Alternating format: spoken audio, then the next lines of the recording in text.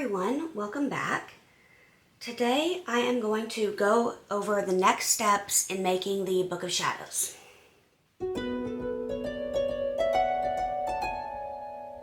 Okay, so last time we tea-dyed some paper that I'll be using for the pages, and today we're going to make the signatures.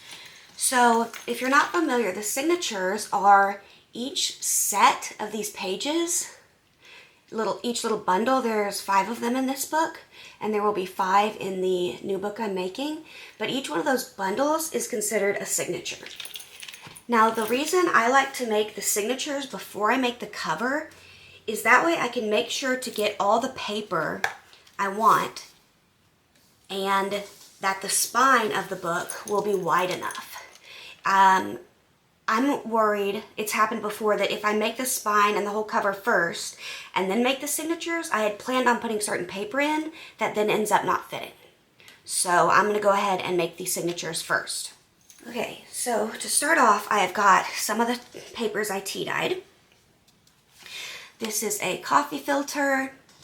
I've got a couple of the graph pages. This one's a little bit more plain, and this one's got some of the coffee drips, and then I've got a stack of the just different coffee or tea dyed papers that I made. I just picked out some from the pile that I thought would work good, and I'm going to use them.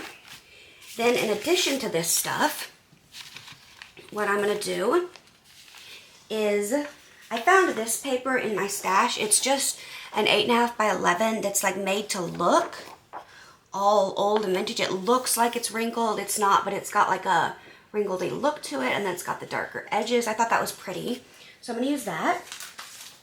Then I've got a couple of these bags. They're just miniature bags, like you'd put treats in or something, you know, but they're flat. They don't have a gusset. So I'm going to put that in the signature like this, and then cut this end open, and I'll have like a pocket on each side.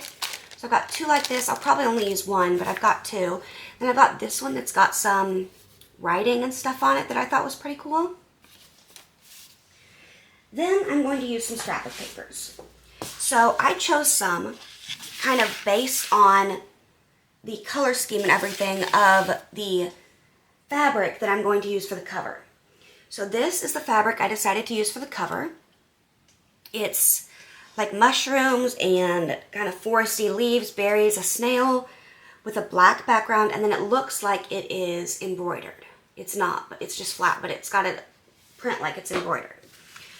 So I chose this paper, which some of the bits are shiny on there, but it's like purple with kind of a script, and it's got like mushrooms and butterflies.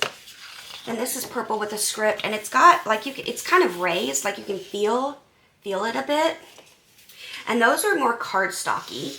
This one's more like regular paper, but it's got like a swirl here and some lines. This one is again more cardstocky. It's kind of galaxy looking. It's got like little pieces like this X here that look like stars, and then just a splattering of gray. And then this one's cardstocky also, and it's got kind of a grungy black background with some text. So the first thing I'm going to need to do is cut down these papers, these scrapbook papers. My completed book is going to end up being 6 inches wide by 9 inches tall, which means that these 8.5 by 11 papers folded in half will be perfect for fitting on the inside. So I need to cut these down to 8.5 by 11. Okay, so you can't really see the whole thing on camera real good, but this is my paper trimmer. It's got this fold out arm. So I'm going to use this to cut the papers. So they will need to be 9 or 8.5 by 11. Sorry. So I'll make it 8.5. And then this will just be an extra piece I can use for something else, a pocket in the book, whatever. By 11.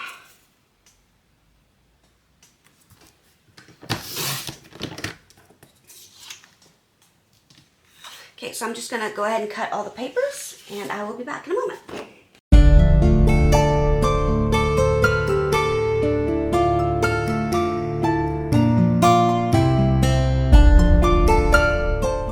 So the next step step is to take each page and just fold it in half and crease it really good with my bone folder.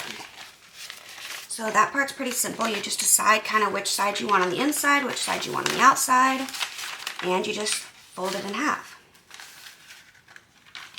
I try to get them as even as I can and kind of fold it with my hand and then go over it with the bone folder. And I put them in a stack of like papers. For example, I've got 2 of these that are graph paper. So I will put those 2 in a pile together, and then I will put all the ones like this together. The regular tea dyes together.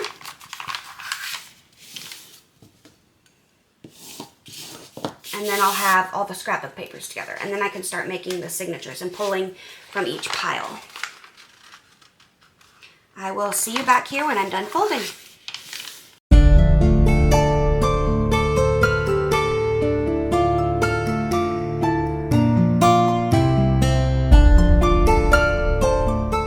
So I'm going to use each one of these as the outside of each one of the signatures. There'll be 5 signatures. So I'm going to fold all of them with the colored part on the outside.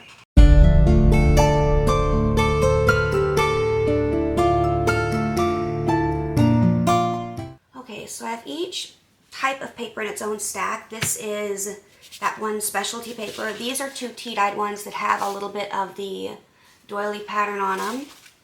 These are the graph papers. These are the regular tea dyes up here. And these are all the scrapbook papers. So each signature, I'm going to have 5 signatures, each starting with one of these, and they will have 6 papers per signature. Oh, and I need to get out this specialty stuff here, too.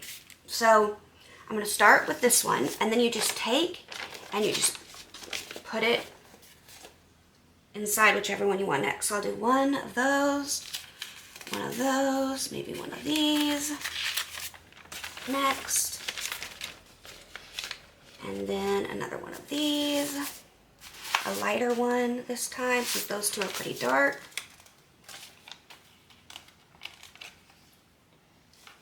So that's 4 papers, so I need 2 more. So I'll do another one of these with, I'll do a baggie in the middle, which I need to fold in half. There we go. Okay, so I'll do a baggie maybe here. Like that. Actually, it needs to be folded the other direction. So we'll go like that.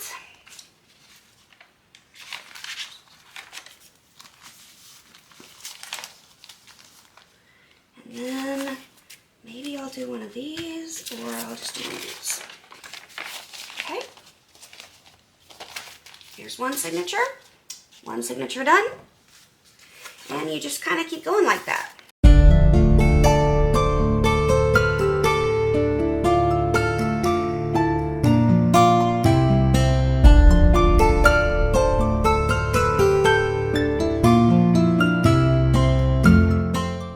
Okay, so I've got my signatures settled.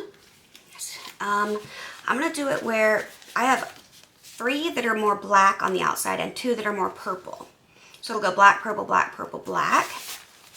And then for this book, the majority of it is just the tea-dyed papers. But if you want to do your book where there's more to it than that, you can definitely add in scrapbook paper, book pages, music paper, all kinds of stuff. In this book that I made some years ago, I did a bunch of different things. I'd have this, this is acetate, this plasticky stuff. I've got different papers, like this is like it was a shipping paper they used for packaging stuff. As you can see, I've never written in this one. I added in full-on envelopes like this. I did scrapbook papers. Again, that packaging. All kinds of stuff in here. So if you want to do something more like that, you totally can. I'm just keeping mine more plain because the intention with this one was a lot more flat out writing. And the intention with this new one I'm making is more to be something like where it's more of an art journal, I guess. I've got them all ready now. The next step will be starting to make the cover, and then after that we will put everything together. And I will bring you back step by step to show you each step of the process. All right, thank you so much for watching. I'd appreciate it if you would subscribe, and I will see you next time. Bye.